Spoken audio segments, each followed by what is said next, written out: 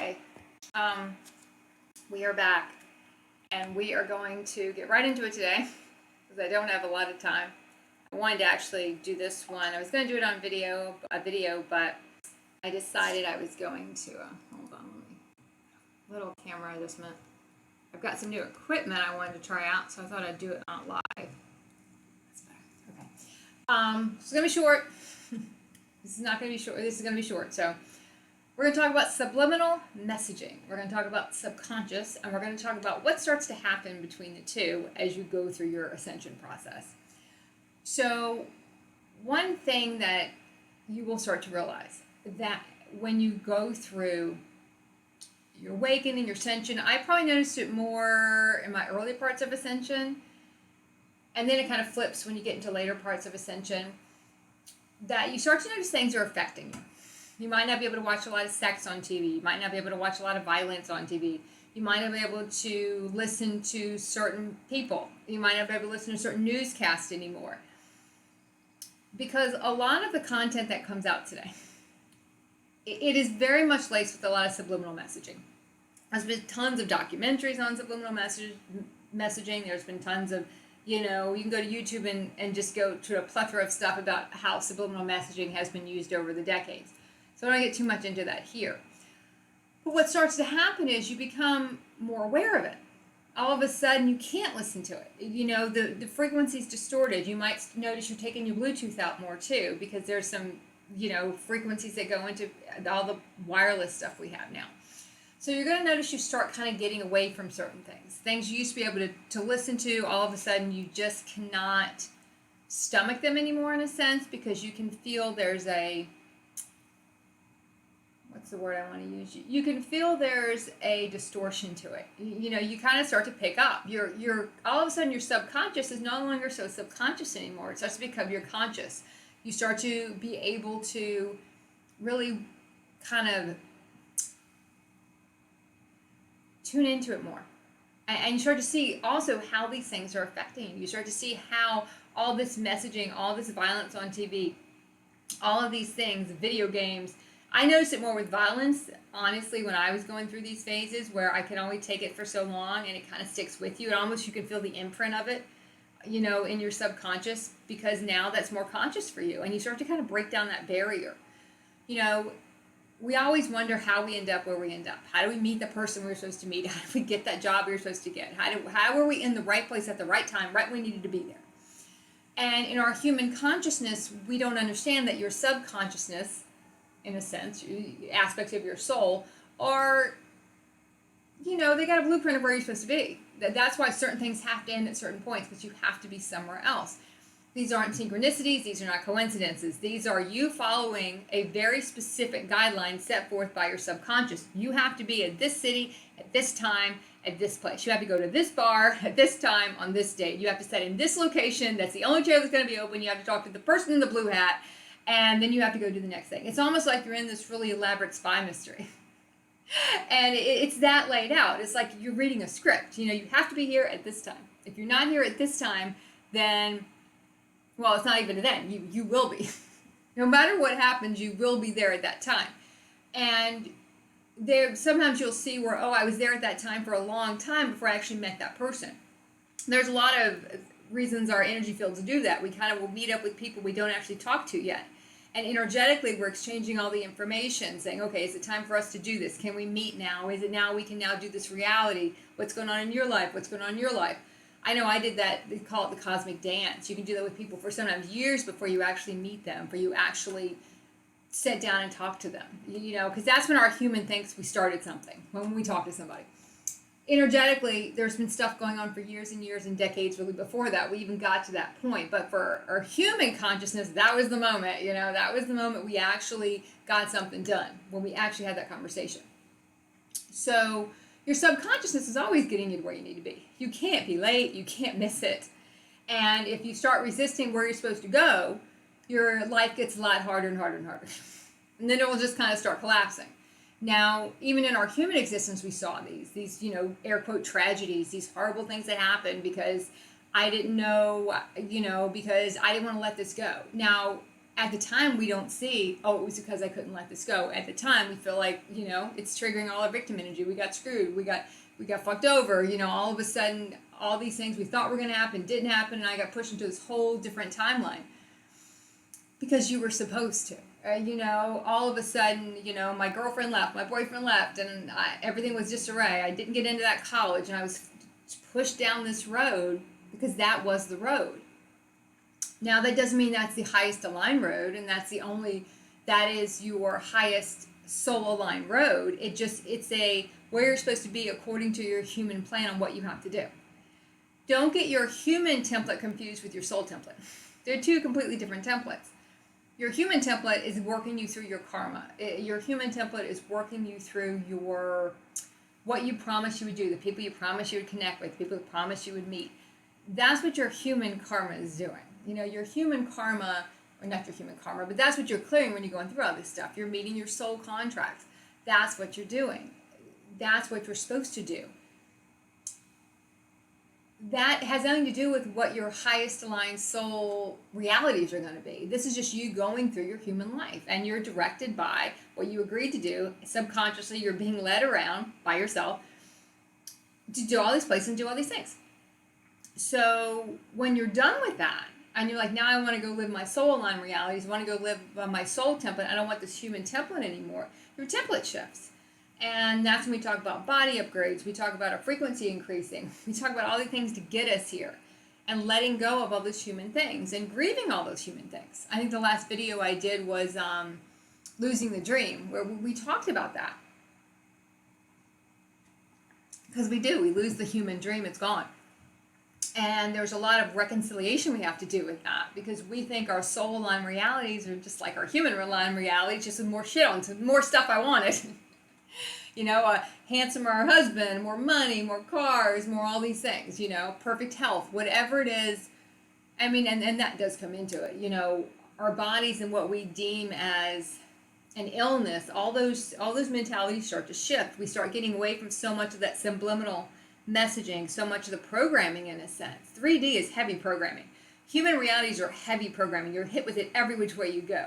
You're hit with what you have to do to be a good citizen, what you have to do to do this, what you have to do, be accepted. And the minute you stop doing these things, you get cast out, you get canceled. You get canceled from the human realities in a sense. And now even that word is sort of going, in a different direction, and it has a whole different mentality in the human realities. But in the same thing, it's doing the same thing. It's kind of tossing you out of the human realities and saying, now you have to go do something else. Or I'm tossing you out of this timeline, now you gotta go do something else. And some people need to be tossed out. A lot of us, pretty much all of us, need to be tossed out. Because if we're not tossed out, we're not going to leave. We're not going to leave our human realities willingly, because that's what we know. We don't know another way, and we haven't unlocked the part of our DNA that tells us what we're supposed to be doing. You see a lot of people talk about, if they talk, we're going to just shift for a second. When they talk about past lives, talk about, oh, your memories are erased so you don't remember. Well, we talk a lot on this channel about there's no past, there's no future. Everything's simultaneously. It's all locked in your DNA. Nothing's erased. It's locked in your DNA, but we can't get to it because we put so many barriers in our way that we are not allowed to unlock that until our frequency gets to a certain, I want to use the word amount. I don't usually use that word, but a threshold. We get to a certain threshold. And the more that higher that threshold, the more we start unlocking. We start remembering all these other spaces and places. We start remembering things that different technology. We start remembering all this kind of stuff. And then when you go and look at some of the human, it's almost rhetoric in a sense. It's all this propaganda about how humans were created and all this kind of stuff. And you look at it and you're like, that doesn't really make a lot of sense. Boy, our technology really has come a long way in like 50, 60 years. If you really sit down and think about it, a lot of this doesn't make any sense if we really, really look at it. And it's not so much that we didn't really, really look at it before, but things get triggered, things get shaken. Your subconscious is now your conscious. You start to understand more. That's when you start to be able to reading the energy fields around you, reading your own. Because it's no longer a subliminal thing for you. It's hitting you straight on. And you can understand it. You can feel it. You're like, oh my gosh, like I can feel it. I can see it. I understand. Like, you can hear when people aren't telling you the truth. You're getting all those things you were getting subconsciously, subliminally, and now you get them very consciously and very in your face. You start to see all the programming. You start to see how all these things have kind of conditioned you. And look how many times do you get hit with it. How many times do you just walk by if someone's got the news on? If you just listen to what someone is saying, how programmed they are, that it has to be this way. This is the way it has to be. There's no other way. It has to go like this, and then it has to go like this, and then it can go this way, or then it can go this way, but it has to do A, B, C, and D. It is very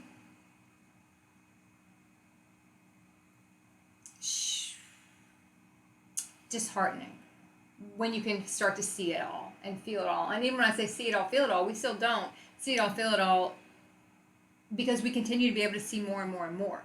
You only see a fractal of it, then you see another fractal of it, and you start to see how all this stuff kind of conditioned you to be one way. And when you start breaking out of it, you start to see how your frequency can raise, and how you can start to see all the things that don't make a lot of sense when we talk about, all the human existence overall.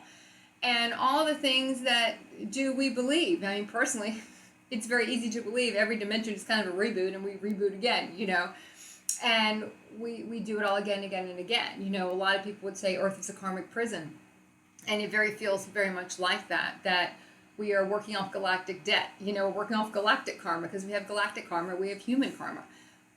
And when we start embracing all these ideas that sound crazy, if someone who's really still embedded in that human matrix and that human consciousness, and really still very separated in a sense in their subconscious and their subliminal, that it's so interesting to see how they see it, see how that's crazy to them. That sounds nuts. But when we look at the other stuff, that sounds kind of nuts too. When we really start to break stuff apart, do you really believe any of this stuff is true? That some of the more rhetoric over the last 100 years really makes a lot of sense. So when you start coming into that, unconsciousness part, how much of our brain do we use? We use very little. Use very little. A lot of our DNA, people will say is junk. 90% of our DNA, human science will say it's junk DNA. We don't know what it does. It's there. That's what we start unlocking. That's what has all that galactic memories in it. That's what has all those imprints of different spaces and times, but not so much past, future, just different spaces and times. We've been kind of divided into all these different spaces and times. And when you start your ascension process, you're bringing all those back. Well, you can't bring them all back if you don't remember them. So what people will think is a casual remembrance of something, or, oh, that looks familiar, or that feels familiar. I'm really into, Egyptian culture right now. I'm really into Greek mythology, whatever it is. I don't so much ever look at it as some kind of past experience. It's something that's triggering that now, but it's also something going on right now that's triggering that. There's a similar energy signature in the whole thing, or I wouldn't be unlocking those portals. Now, I don't want to say past, because you're not unlocking, you're just unlocking yourself. And you think of it like a Rubik's Cube. You start turning it and twisting it, and, then you got a side that matches up. Okay, well, now these sides got to match up too. And we're trying to kind of get everything to click and clock into place. And all of a sudden, a lot of the stuff we thought we knew doesn't make any sense. It just doesn't make any sense. I watched this whole thing yesterday about the moon landing and how it was, a fake, and I was listening to it. And it's so much of it, it's kind of like you listen to stuff, but like you're listening, you have a sort of a separation from it. Any human content, I now have a very big, and that just means it comes from a very human consciousness, really ingrained in that consciousness. That's all I mean when I say human content. It's the consciousness it's created from. Even if it's more open-minded consciousness, in a sense, it's still ingrained in a human consciousness. And, it's more debunking. We're going to debunk this. We're going to debunk this. That's a big phase a lot of us would go through. Everything's a conspiracy. You see a lot of people get stuck in that phase for a long time. It's not like a conspiracy if we don't know about it. The fact we signed up for all of it, we are willingly part of the experiment, if you want to call it experiment if you're more on a galactic phase, experience if you're, more in your soul phases of soul alignment and soul anchoring in more aspects of your soul. If you're in your galactic phase, it's more of an experiment. You go through that conspiracy moments, and then you realize, well, we signed up for all of it. We agreed to it. Everything we're doing, we do willingly. And nothing we're doing, we're not forced to do it. We're doing it very willingly. But that conspiracy theory also triggers a lot of victim energy to clear from the body, which raises the vibration, which raises our vibration, takes us to the next place. There's a point to that part of the process too. But it's just when we start thinking about all the technology that was needed to do that, go to the moon, all the technology we needed, and then all of a sudden we don't have that technology when we lost it all. All of it just starts to say, none of this makes any sense. There's like so many different timelines that seem to be converging. There's so many different, aspects of the whole thing that don't make any sense. But when we're really ingrained in that human mentality, we can't see the subtext in the whole thing. We can't listen to people talking about it from 40 years ago and hear. You can't hide energetically, okay? You can hear it all. You understand it all. You feel it all. You see it all. Now, depending on where you are in your process, you can still be very into your subconscious, hearing it and seeing it all, right? And you're not getting it consciously. You're still getting it. And when we start to see that start to merge, it's when you start to see how it affects you. And then you start to see, oh gosh, I'm really getting affected by this. Like, because if I'm seeing something sad on TV, people they can call it their empathic phase, right? Oh, I'm empathic, I feel your stuff. You don't feel anybody else's stuff. It triggers where that stuff's held in your body. So it's our own stuff we feel. We just don't like to feel the ownership of it, so we like to think it's somebody else's. I feel your sadness. No, we feel our own sadness. It's just you're matching that frequency because you hold that frequency too. And it all starts to meld together.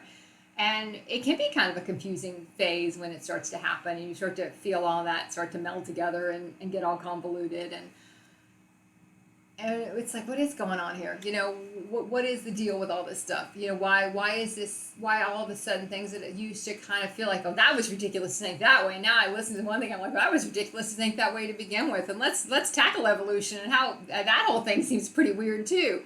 And it's just interesting to really start to pull it apart. And when you start to pull apart the human, the stories, and it really starts to free you from what you can believe and do believe, and it just opens your mind. You have to stretch the mind. The more you stretch the mind, you open your heart, then you can tap into your higher mind consciousness, which is where all the knowledge is. Your human brain, I'll always say, you're not getting much from that.